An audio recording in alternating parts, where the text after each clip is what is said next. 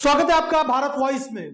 कर्नाटक विधानसभा चुनाव का परिणाम आने के बाद अब बीजेपी पर चौतरफा हमला हो रहा है। प्रधानमंत्री नरेंद्र मोदी को लेकर भी कई तरह के सवाल उठ रहे हैं। सबसे बड़ी बात यह हो रही है कि प्रधानमंत्री नरेंद्र मोदी और राहुल गांधी दोनों की लोकप्रियता को लेकर बहुत बड़ी खबर आ रही है। राहुल गांधी की लोकप्रियता का जो ग्राफ है बहुत तेजी से बढ़ा है पिछले हफ्ते 10 दिनों के अंदर में। कर्नाटक विधानसभा चुनाव के परिणाम आने के बाद तो राहुल गांधी को लेकर लोगों की सोच एकदम से बदलती नजर आ रही है।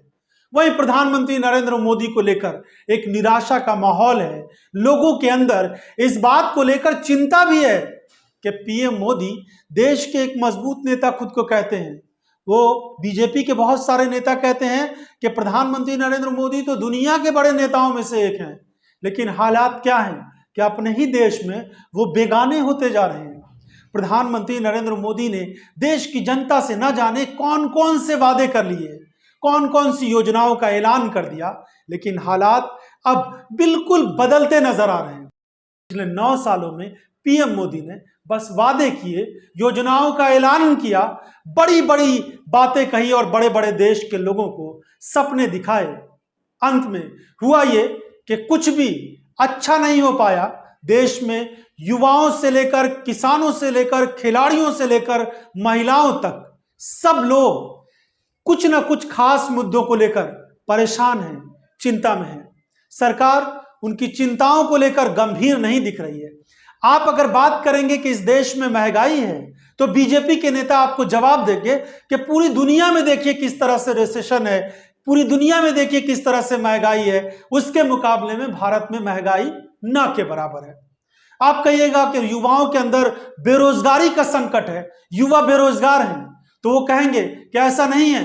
देश में आप जाकर के शॉपिंग कॉम्प्लेक्स में जाइए, बड़े बड़े मॉल्स में जाइए और देखिए कि किस तरीके से लोग खरीदारी कर रहे हैं, किस तरह से लोग कार खरीद रहे हैं, गाड़ियां खरीद रहे हैं, मकान खरीद रहे हैं। तो कहां से आप कहेंगे कि बेरोजगारी है? इस तरह की बहुत सारी दलील लेकर भाजपा के नेता लोगों को चुप करने की कोशिश करते हैं, लेकिन सच्चाई किसी से छुप नहीं सकती। हकीकत यही है कि इस समय देश में भ्रष्टाचार से लेकर बहुत सारे ऐसे मुद्दे हैं जो बीजेपी के नेताओं को परेशान कर रहे हैं। अडानी का मुद्दा अभी दबा नहीं है।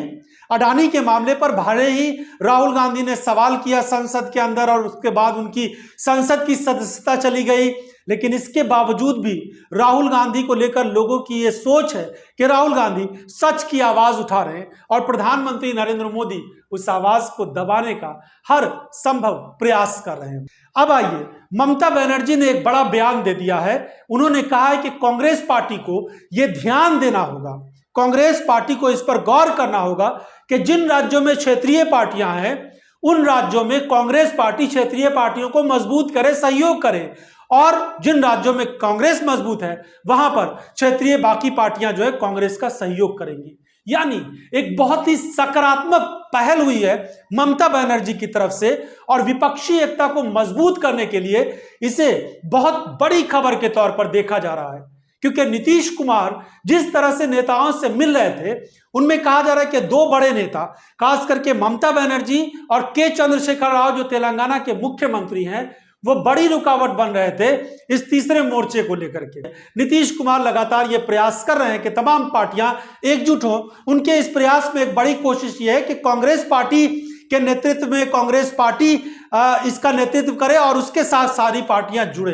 कुछ पार्टियों को इस पर आपत्ति थी, राहुल गांधी के नेतृत्व को लेकर भी आपत्ति थी, और उसके बाद कांग्रेस पार्टी से भी उनको अलग अलग तरीके से, जैसे उनके अपने राज्य हैं उसके हिसाब से उनको कुछ समस्याएं थी कांग्रेस पार्टी को लेकर। लेकिन कर्नाटक की जीत ने पूरे हालात को बदल दिया है और अब कांग्रेस को लेकर भी लोगों की सोच बदलती हुई नजर आ रही है।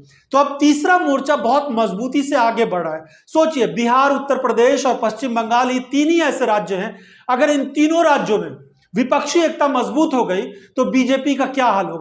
तो इस तरीके से उत्तर प्रदेश की 80 सीटें हो, बिहार की 40 और पश्चिम बंगाल की 42 सीटें हो, तो 150 से ज्यादा सीटें इन 3 राज्यों में बनती है। इसके अलावा कर्नाटक, जहां पर अभी कांग्रेस पार्टी ने जीत हासिल की है, वहां पर 25 सीटें बीजेपी के पास है। अगर बीजेपी से वो सीटें भी छीन लेती है कांग्रेस पार्टी, तो सोचिए हालात कितने बदल जाएंगे।